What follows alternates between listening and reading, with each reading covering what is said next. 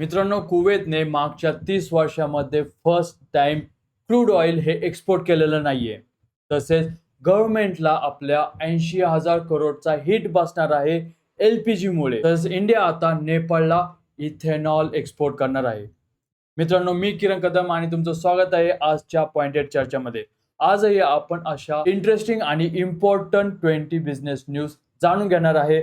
तर चला तर मग विदाउट वेस्टिंग एनी टाइम सुरू करूया आजच्या न्यूज. तर पहिली न्यूज आहे कुवेत बद्दल. तर कुवेतने मित्रांनो मागच्या 30 वर्षामध्ये पहिल्यांदा असं झालं आहे की ब्रेंट क्रूड ऑइल हे त्यांनी एक्सपोर्ट केलेलं नाहीये. आणि साहजिकच आहे, तुम्हाला माहिती आहे सध्या स्ट्रेट ऑफ हॉर्मुझ बंद आहे, त्यामुळे सध्या वातावरण तणावाचं आहे आणि कुवेतला यामध्ये त्यांना तेल अजिबात एक्सपोर्ट करता आलेलं नाहीये. मित्रांनो, इंडियामध्ये पण सध्या इलेक्शन वातावरण संपलेलं आहे. काल रिझल्ट लागलेला आहे. बीजेपीने वेस्ट बेंगॉलला कॅप्चर केलेलं आहे. तिथे त्यांचे जास्तीत जास्त उमेदवार जिंकून आलेले आहेत.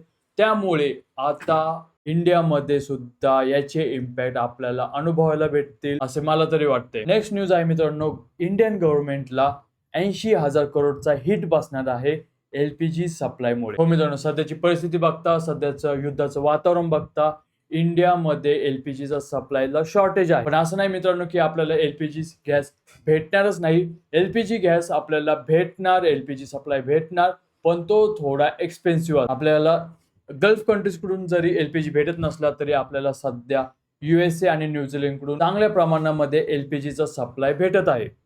पण मित्रांनो, तेच आहे की एक्सपेन्सिव्ह प्रमाणात भेटणार. हाच आहे प्रश्न मित्रांनो, कुठपर्यंत केव्हापर्यंत इंडियन्सनी, भारतीय लोकांनी या युद्धाचा त्रास सहन करायचा. कुठेतरी इंडियाने पण आता स्टँड घेतला पाहिजे असे मला वाटतं. तर मित्रांनो, एक पॉझिटिव्ह न्यूज समोर येत आहे की एक इंडियन शिप ज्याच्यामध्ये एलपीजीचे टँकर्स आहेत त्याने स्ट्रेट ऑफ हॉर्मुझला क्रॉस केलेला आहे. ही मित्रांनो खूप मोठी गोष्ट आहे की ह्या स्ट्रेट ऑफ हॉर्मुझच्या ब्लॉकेड डिस्ट्रप्शनमुळे सगळ्या कंट्रीजना त्रास सहन करावा लागत आहे. सेटलमेंट करून आपली एक तरी शिप तिथून बाहेर काढलेली आहे. तसंच मित्रांनो, नेक्स्ट न्यूज आहे इथेनॉल एक्सपोर्ट बद्दल. तर मित्रांनो, इंडिया आणि नेपाळचं डिस्कशन चालू झालेलं आहे इथेनॉल एक्सपोर्ट बद्दल.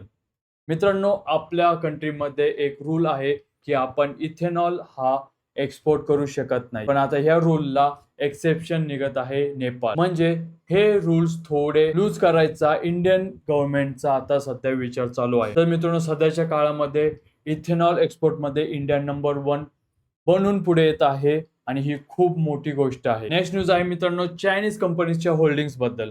तर इंडियन गव्हर्नमेंटने आता अलाउ केलं आहे की एखादी चायनीज कंपनी इंडियन कंपनीमध्ये 10% पर्यंत इन्व्हेस्टमेंट वाढू शकते. म्हणजे एखादी जर चायनीज इन्व्हेस्टर्स असतील आणि एखादी इंडियन कंपनी असेल तर ती चायनीज इन्व्हेस्टर कंपनी इंडियन कंपनीमध्ये 10% पर्यंत त्यांचा स्टेक विकत घेऊ शकते. इंडिया ग्रोईंग मार्केट आहे मित्रांनो आणि प्रत्येक कंट्रीला वाटतं की इंडियाच्या मार्केटमध्ये त्यांनी इन्व्हेस्ट करावं आणि थोडे आता रेस्ट्रिक्शन चायना बद्दलचे थोडे लूज होत आहे. तर अजून एक मित्रांनो, सर्वेमधून हे दिसून आलेलं आहे की इंडियाच्या इंडस्ट्रियल गुड्स मधला 30% पार्ट हा चायनामधून इम्पोर्ट होतो. म्हणजे आपण मित्रांनो जे मेक इन इंडियाचा नारा गातो त्याच्यामध्ये सुद्धा खूप काही प्रमाणात चायनावरती डिपेंडन्सी आहे. जसं की आपण आयफोन असेंब्ली करतो पण त्याचा मेजर पार्ट हा चायनामधूनच येतो. म्हणजे असं म्हणायला हरकत नाही मित्रांनो, जर चायनानी म्हटलं, जर मनाव घेतलं तर इंडियाच्या मेक इन इंडियाची पॉलिसी ते डिस्ट्रॉय करू शकतात. तर मित्रांनो, पुढची न्यूज आहे इंडियन स्टील बद्दल.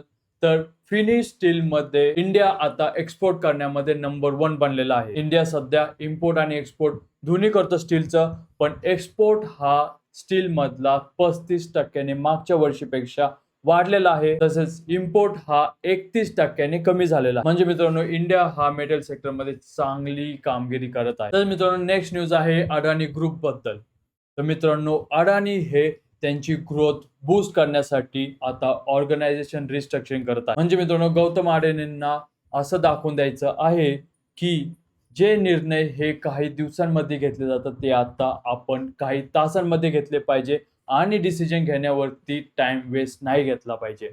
मित्रांनो, एकदम स्टार्टअप टाइप्स आता ते रिऑर्गनायझेशन करत आहेत आणि ते इन्व्हेस्टमेंट मध्ये सुद्धा आता मित्रांनो अग्रेशन दाखवत आहे.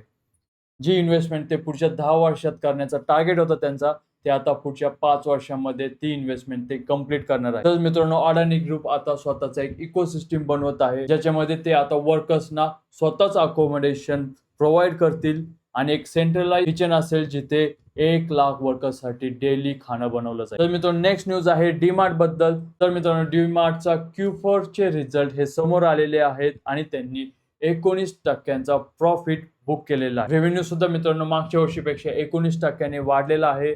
तसेच ऑपरेशनल मार्जिन सुद्धा त्यांचा 6.8% पोहोचलेला आहे. मित्रांनो, क्विक कॉमर्स सारख्या कंपनी ब्लिंकिट, इन्स्टामार्ट, झेप्टो यांच्याकडून टक्कर भेटत असताना सुद्धा डीमार्ट आपली कन्सिस्टन्सी आणि ग्रोथ हे पुढे आणत आहे. मित्रांनो, नेक्स्ट न्यूज आहे राजस्थान रॉयल बद्दल.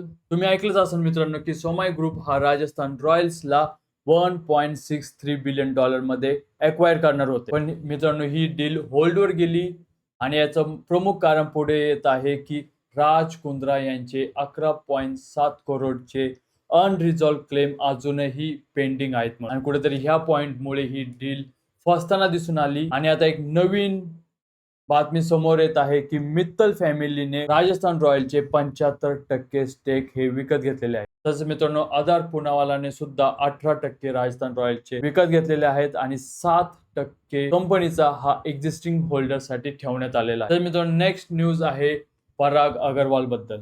पराग अग्रवाल हे ट्विटर कंपनीचे एक सीईओ आहे, ज्यांनी ट्विटर मधून निघाल्यानंतर एक आपली स्वतःची एआय स्टार्टअप कंपनी बनवली आणि आता ते ह्या कंपनीसाठी $2 बिलियन व्हॅल्युएशन वरती $100 मिलियन रेज करत आहे. मित्रांनो, कंपनीचं नाव आहे पॅरलेल, जी की वेब सर्च आणि एपीआय फॉर एआय एजंट्स बनवते आणि त्यांचा दावा आहे की 1 लाख डेव्हलपर्स ऑलरेडी त्यांचा हे प्रोडक्ट यूज करत आहे. तर मित्रांनो, नेक्स्ट न्यूज आहे ऍपलच्या एअरटॅग्स बद्दल.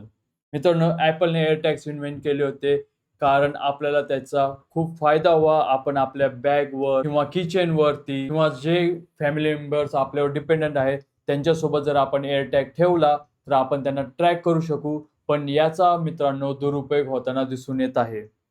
जवळजवळ कंपनीकडे 40,000 केसेस आलेले आहेत, ज्याच्यामध्ये ह्या एअरटॅगमुळे लोक कोणाचीही पोझिशन, कोणाचीही डेली मुवमेंट ट्रॅक करत आहेत. आणि मित्रांनो, आता हे खूप गोष्ट रिस्कीची आहे, कारण जर तुम्ही चालत असाल, तुमच्या कोणीतरी बॅगेमध्ये एअरटॅग टाकला किंवा तुमच्या सोबत एअरटॅग चिपकून दिला तर तुम्हाला नाही ते समजणार आणि कोणतरी तुम्हाला दिवसभर फॉलो करू शकतो. त्यामुळे मित्रांनो, ऍपल कंपनीला आता 30हूनही अधिक लॉसूट फेस करावे लागत आहे. तर मित्रांनो, ह्या होत्या आजच्या बिझनेस न्यूज.